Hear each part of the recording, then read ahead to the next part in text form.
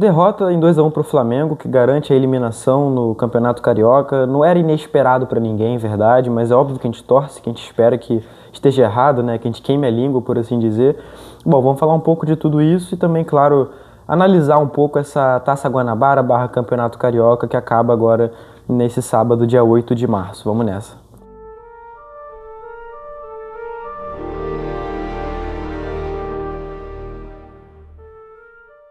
Fala galera, beleza? Eu sou o Eduardo, dono da Analisa Vasco. Eu tô aqui para falar um pouco sobre Vasco e Flamengo, na verdade Flamengo e Vasco, confronto da volta da semifinal do Campeonato Carioca. Foi uma derrota por 2-1 sofrida pelo Vasco no Maracanã. O gol cruz-maltino foi marcado pelo Nuno Moreira, português que fazia somente sua segunda partida com a camisa do cruz-maltino e que, mais uma vez, assim como havia feito contra o Nova Iguaçu, fez valer a sua qualidade em campo e continuou entregando uma boa credencial, né? Na sua estreia ele havia dado uma assistência, bonita assistência inclusive, para o gol do Ryan, né? E agora, numa jogada de bola batida de falta, né, do Coutinho, a bola sobra com o Lucas Freitas, zagueiro, tenta finalizar, não consegue, a bola acaba parando no pé do Nuno ali dentro da área e ele finaliza para o fundo das redes. Curiosidade sobre esse gol: foi o primeiro gol sofrido pelo goleiro Rossi, né, do Flamengo, no Campeonato Carioca. Ele que está no clube já há mais ou menos 1 ano e meio. Então, assim, um gol simbólico para a quebra da defesa do adversário. E foi o primeiro gol sofrido pelo time principal do Filipe Luís no Carioca. E acho que o terceiro ou quarto gol somente em quase 30 jogos sofrido por um time treinado pelo Filipe Luís no profissional, né? Havia sido derrotado para o Fluminense no Brasileirão passado e sofreu alguns gols até no Brasileiro, mas eu lembro que eram poucos, né? No atual Carioca não havia sofrido gols quando era esse time completo aí do Filipe Luís. E até muito por isso, né, cara, quando eu falava aqui no pré-jogo sobre a coisa da estatística e tal, né, cara, eu falava sobre o Flamengo ser o melhor ataque e a melhor defesa do Brasil, com alguma sobra, matematicamente falando, e é muito nesse tipo de estatística. O Flamengo não havia sofrido gols quando era esse time do Filipe Luís, no ano de 2025. Então, assim, é aquilo, cara, a gente tá aqui para falar de uma derrota que é sim muito decepcionante, por todo o recado que passa e tal, mas, cara, tem que valorizar esse feito, né? O ataque montado pelo Fábio Carille, apesar de ter feito poucos gols para aquilo que era a demanda, né? Porque precisava, no jogo, por exemplo, de hoje, supondo que o Flamengo não marcasse gols, precisava marcar 2, não conseguiria nem caso o Flamengo não tivesse marcado nenhum, né? Acabou marcando 2, enfim.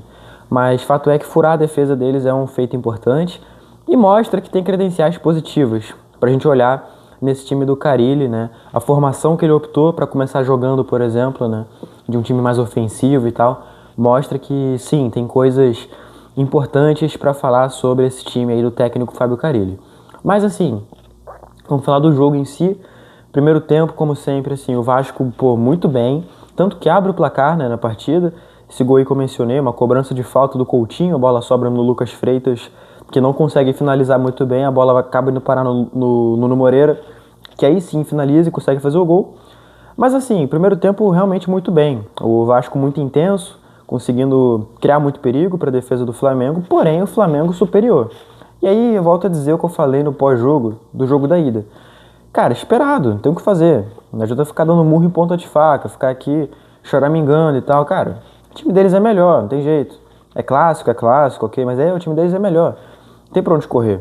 Então assim, cara, já começa por aí. Já é o primeiro ponto da coisa. Mas segundo ponto, vive um momento melhor. Sabe, o Flamengo, campeão da Taça Guanabara, campeão da Supercopa do Brasil. Cara, o timing pra eles é muito melhor. O Vasco sim entra pressionado, sabe? O Vasco sim precisa ganhar. Porque os últimos 30 ou 32 confrontos venceu apenas 3, sabe? Então pra eles é muito fácil, cara. Na verdade eles não jogam com a pressão não, eles jogam tranquilos, cara. Se porventura perdessem, fossem até eliminados, a torcida ia ficar chateada, óbvio, mas não ia ser o fim do mundo. E não ia estar sendo, por exemplo, como está sendo aqui no Vasco, né? Essa cobrança no Pedrinho, que tem que acontecer de fato, não estou questionando isso não, tá? Mas não seria isso, por exemplo, ninguém iria questionar o trabalho do BAP, lá do outro lado, sabe? Então é isso, cara, é a tranquilidade que eles têm para poder jogar o futebol deles, né? Mesmo num jogo como esse, mesmo num clássico como esse, para eles é de boa. Então não dá para comparar. Normal que sejam superiores, mas como eu dizia, um primeiro tempo muito bom do Vasco, conseguindo se defender muito bem, atacar muito bem, teve chances claras e tal. E aí tem esse gol do Nuno Moreira. né? Mas aí pouco tempo depois, acho que uns 10 minutos depois, mais ou menos, não sei se minha noção de tempo tá muito boa, né? Cara, o Bruno Henrique empata, né? E assim, cara, esse gol do Bruno Henrique, eu vou ser bem sincero, eu não sou clubista, eu não gosto de ser clubista, eu acho horrível o cara que é clubista, eu acho que não tem mérito nenhum em você ser clubista. Qualquer imbecil pode ser clubista. Não precisa ser um jornalista, não precisa ter um canal no YouTube pra ser clubista, sabe? Eu acho que o cara se presta a um papel medíocre quando ele é clubista, mas assim, preciso falar, cara, o gol tava impedido, pô. Assim, você pode. Eduardo, mas assim, a linha tava mostrando. A linha, pra mim, já começa errado, que a linha é grossa pra caramba. Aquela linha. Parece que é aquela caneta. É canetinha, né, de pintar e tal, grossa pra caramba. Que já gera uma interpretação dúbia da coisa. Mas mesmo na linha grossa, a cabeça do Bruno Henrique tá à frente. Eu até comentei no meu Twitter, eu falei, pô, não tô inteirado da regra, realmente não tô. E tal, eu não sei como é que é a regra, assim, 100%. Eu sei que braço, por exemplo, não conta. Mas a cabeça dele tá à frente, porra, conta muito, cara. Conta muito. Então tava impedido, ponto. Não foi feita nenhuma análise profunda. Aí, de fato, é minha crítica. Como eu disse, eu posso não entender tanto da regra, eu posso ser questionado aqui nos comentários, tá? Mas a questão da rapidez pra marcar, pô, isso me pega muito. É um lance dificílimo, cara. Dificílimo, ali pertinho. Os caras montam a linha de qualquer jeito. Você pega a linha, você bota lado a lado com a linha da pequena área, né? Que tava ali do lado, assim. E tu vê que a linha tá inclinada, pô. Entendeu? Então, tipo assim, tem muita coisa pra se questionar da postura da arbitragem, mas aí é mais do mesmo, né? O jogo da ida, porra, deixou claro, por exemplo, que o árbitro, o melhor que a federação tem a oferecer é péssimo ainda, sabe? É um cara horrível, entendeu? Então tem muito a ser trabalhado na parte da arbitragem, mas é um outro debate. Fato é que, assim, o Vasco fez boas credenciais no primeiro tempo, beleza. Perfeito, fechou o primeiro tempo empatado, não é o ideal, mas ok. Resultado honesto, dava pra tentar no segundo tempo. Volta pro segundo tempo sem alterações, sofre o segundo gol. Segundo gol marcado pelo Luiz Araújo. Isso aí já é um pouco mais à frente do segundo tempo, tá? Não foi como se voltou e aconteceu imediatamente, não. Tô dizendo só, né, a cronologia da coisa. Sofre o gol do Luiz Araújo, um golaço, inclusive, um bonito gol. O Luiz Araújo é um bom jogador. Eu até comentava com amigos aqui, cara, o quanto que a diferença do elenco pesa, né? Tipo assim, saiu, acho que o Gonzalo Plata pra entrada do Luiz Araújo. Cara, os dois seriam muito titulares no Vasco. Muito titulares. Aí, por exemplo, sai o Gerson, que seria, cara, camisa 10 do Vasco, capitão, se fosse do jogador do Vasco. Entra o Matheus Gonçalves, que também seria muito titular no Vasco. Então você vê a disparidade dos elencos, sabe? E não é desmerecendo o nosso elenco, eu tenho certeza que, pô, vamos combinar. Nosso elenco não é fraco, tá? Mas, pô, como é que tu compara com isso, sabe? É um nível muito acima. Tipo, é um elenco bom, o que o Vasco tem. O deles é, pô, cara, outro nível, sabe? Enfim. E enfim, esse gol sofrido que eu não acho que foi falha de ninguém, sabe? Esse gol ali é realmente mérito do Luiz Araújo, não tem o que fazer. O primeiro gol, sim, eu acho que foi falha, tá? Falha do Piton e do Lucas Freitas, falha de posicionamento. Faz parte. Mas é isso, cara. É um jogo como esse, cara, qualquer errinho pequeno vai custar, cara, não tem o que fazer. A verdade é essa.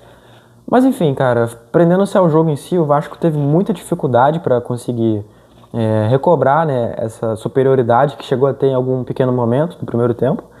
E até o final do jogo só tentou não transformar numa goleada, digamos assim.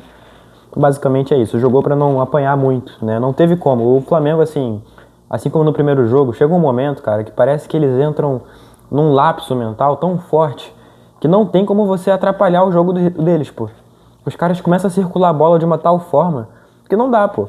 É o que eu falo, é um nível acima, entendeu? Não é, pô, cara, cagar no próprio clube, é ter humildade e entender. Os caras estão no nível acima de futebol, pô. E a gente precisa normalizar falar isso abertamente. Porque assim a gente consegue trabalhar com a verdade. Que fica aquela ilusão de que não, agora vai competir, agora não sei o quê. Aí chega lá e se frustra, né? E não é justo com o torcedor. E aí gera briga, porque o cara fica chateado. O cara, porra, paga um dinheiro do caramba pra ir pro estádio, se locomove, etc. Chega lá e vê o time dele tomar uma porrada. Sendo que o cara do YouTube tava lá vendendo peixe de que não. Ó, a gente vai competir dessa vez. Compre seu ingresso. Para. Vamos ser realistas, sabe? Então é isso. Então deixou bem claro esse recado aí e tal. Mas eu queria falar algumas coisas. Eu até escrevi um texto sobre isso, né? Eu até voltei a usar, né, o site da Analisa Vasco, né? Que há muito tempo eu não usava. E fiz uma crônica sobre tudo isso que aconteceu, né, cara? E eu até fui um pouco mais crítico. Desculpe. Um pouco mais crítico ao Carille no meu texto. Eu falei bastante aqui sobre e tal, tô até relendo aqui para não faltar com a verdade aqui. Mas como eu finalizei nessa parte ali, né, eu falei de fato que ele é sim dos maiores problemas atualmente, tá? Porque é um cara que assim, ele é excessivamente convicto nas ideias, o que significa que, pô, ele não abre mão da ideia dele de jogo em forma alguma. O que pra muita gente pode ser bom, quer dizer, pô, o cara vai ter personalidade, ok? Mas a personalidade ela é válida quando tá dando resultado. Quando não tá dando resultado, não é personalidade, é você ser convicto, é você ser cabeça dura, entendeu? No caso do Carille é isso, ele é cabeça dura. Então é um ponto. E outro ponto é a incoerência de muitas situações ali de substituição. Pô, comentei até no jogo do Nova Iguaçu, ele tira o Luca Zuccarello, que foi titular contra o Flamengo na ida, né, no primeiro... Não, minto, titular não, perdão. Ele havia sido titular no jogo contra o União Rondonópolis, se eu não me engano. Eu acho que contra o Flamengo também, eu posso estar enganado, é porque minha memória vai falhar aqui e tal. Mas eu sei que num dos clássicos contra o Flamengo, se não foi o da Taça Guanabara, foi o da ida, ele foi titular. E de um jogo pro outro, cara, ele parou de ser relacionado, pô. Foi tipo isso, saiu de titular, não serve nem pra ser reserva, entendeu? Então são incoerências. Aí, por exemplo, deixa o Maxime Domingues de fora pra ter o Alex Teixeira. Pô, Eduardo, mas o Alex Teixeira é reserva de centroavante. Eu acho que nem o Alex Teixeira acredita nisso. O Alex Teixeira, ele não consegue performar adequadamente, tem pelo menos 2 anos, sabe? Então, assim, pequenas incoerências ali. E é dos maiores culpados, porque é quem assina, no final das contas, a decisão que for tomada, né, taticamente. Mas é aquilo, cara, ele não deveria ser demitido, na minha opinião. Por vários motivos, assim. Começa que o mercado tá, pô, enxuto de opções. Você vê o Botafogo perdeu o Arthur Jorge, passou 1 mês e meio negociando com treinadores aí, e fechou com o Renato Paiva, que com todo respeito, é um cara mediano. Pode ser que dê muito certo no Botafogo, pode ser que, pô, história aí, cara. Faça acontecer. Mas é mediano. Então o mercado tá muito enxuto, cara. Não acho que vale a pena abrir mão agora de ter um técnico que está desenvolvendo um trabalho, e é esse que é outro ponto. O trabalho dele está em desenvolvimento constante, está num momento agora de crescimento, porque assim, vai ter agora esse período com o Lloyd, com o Garré e com o Nuno, para poder condicioná-los fisicamente, de repente ter também o Maurício Lemos condicionado fisicamente, que está ainda, pô, entendendo o sistema de jogo, a exigência tática e técnica do time do Carille. Então tem muita coisa para acontecer. Eu acho que é o seguinte, uma coisa que eu até, assim, a gente teve de informação, né, que, claro, informação extraoficial e tudo mais, mas enfim, que a avaliação do Carille até a chegada do Nuno, do Garré e do Lloyd, ela era tipo, ok, a gente não pode ser tão rígido com ele porque o cara não tem as peças que ele já disse que precisa, beleza. A partir do momento que eles chegaram, a avaliação muda. Só que não é do dia pra noite, né, cara? Precisa de um tempo pra poder, pô, ajustar. E mesmo assim, eu acho que ele já conseguiu, assim, passar muito rapidamente a ideia de jogo pro Nuno, por exemplo, que foi titular. O Garré eu já acho que tá tendo um pouco mais de dificuldade pra sentir essa temperatura. E o Lloyd é aquilo, tem as limitações técnicas mesmo, cara. Não tem o que fazer, o cara... Ele não é esse cracaço da bola que ele acha que ele é, pô. Ele quer pegar a bola e sair arrastando pelo campo todo, ele acha que vai conseguir. São pontos, assim, o Verratti, por exemplo, partida essa agora, né?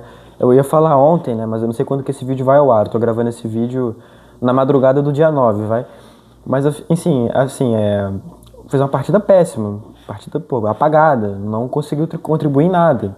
Atrapalhou o ataque do Vasco. E o cara, ele manteve eles 90 minutos. Então são pontos aí a ser avaliados. Mas eu não acho que tem que ser demitido, sabe? Aí eu vi até uma postagem meio bizarra, cara, na internet. Tem que comentar também. Culpando o Coutinho por se lesionar, pô. Ah, porque a gente não pode contar com ele nos jogos decisivos. Como se fosse culpa dele. Como se ele quisesse lesionar. É uma bizarrice que eu li. Assim, posso ter 1000 críticas ao futebol do Coutinho. Eu realmente tenho. Posso fazer um vídeo só sobre o que eu penso do futebol dele no Vasco e tal.